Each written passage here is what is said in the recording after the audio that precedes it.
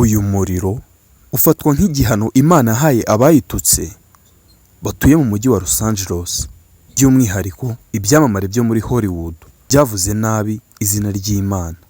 Uyu muriro ibitangazamakuru mpuzamahanga bivuga ko watangiye kwaka ku itariki 7 z'ukwezi kwa mbere, ahagana mu masaha ya 4:30.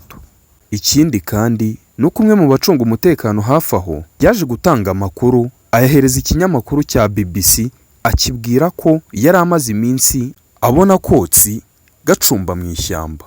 Uyu musekirite aya niyo makuru yaje gutanga mu ntangiriro z'uyu muriro utarazima kugezana n'uyu munsi wa none.